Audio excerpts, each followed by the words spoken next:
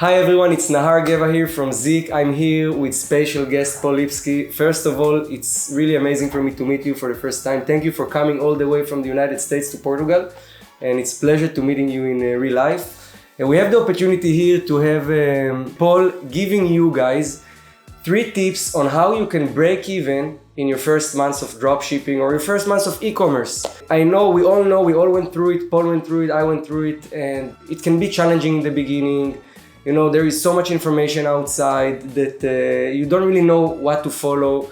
And we really want to help you guys go through these moments and really, achieve these moments till you can achieve independence. And the question is to you, Paul, what are the 3 tips you think a beginner, a person who's just getting started, need to do in order to break even as fast as possible, make sure he's not losing money on his e-commerce journey?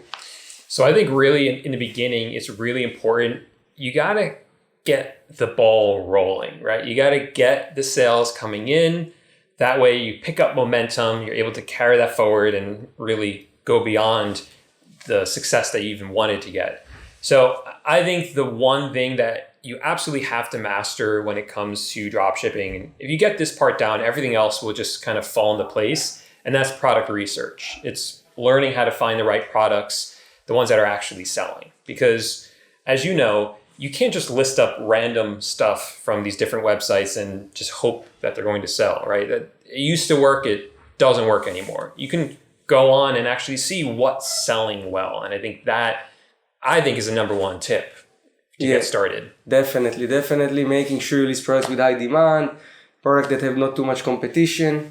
Yeah. And if you use a software like Zik, it will actually tell you how often the items are selling. And that's been very important to know, because you want the items that are selling not only a lot, but a lot recently, like a lot in the past month.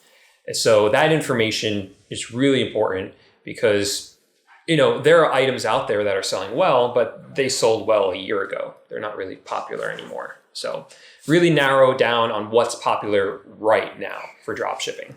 And this is also the power of dropshipping, because you don't need to wait for the stock to arrive. You don't need to, spend. You can just jump on any trend, or you can just jump on any opportunity and list products immediately. Exactly, yeah. Tip number 2. Tip number 2 I have is titles. You really want, when people are searching for the items, for your items to show up in the search results.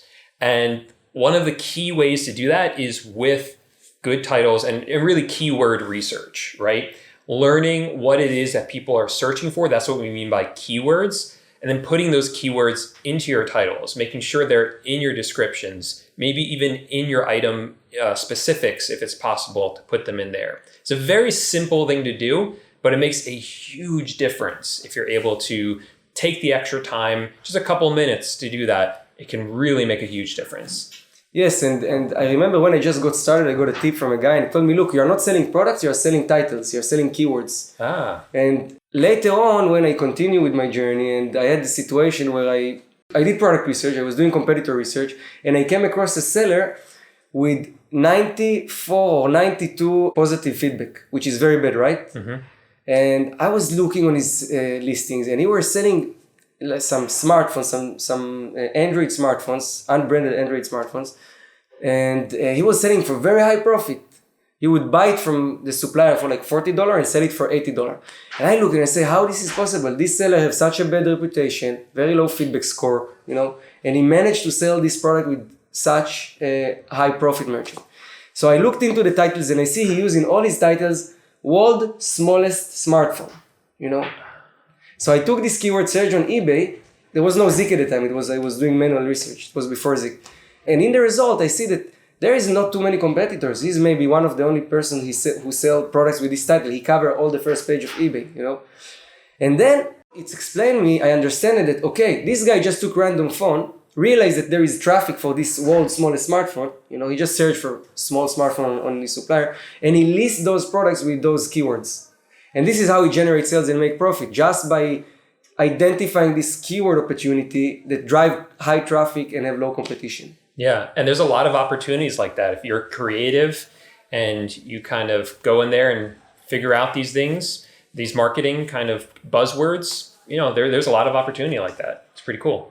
Yeah, and before we move to tip 3, I just want to say, guys, Paul is one of the strongest leader in the industry. He have a lot of knowledge. I will leave link to his channel and to his website, to his course as well here in the description of the video. And you can go subscribe to his channel, learn a lot of information. You have a lot of free information, a lot of knowledge, and you can also check out his course. Highly recommend it. Well, appreciate that vote of confidence from you. Means a lot. I'm doing it with a lot of confidence because, you know, the numbers talk by themselves. You're all about the numbers at Z. Yeah, exactly. So the third tip I have is about the pricing of your items.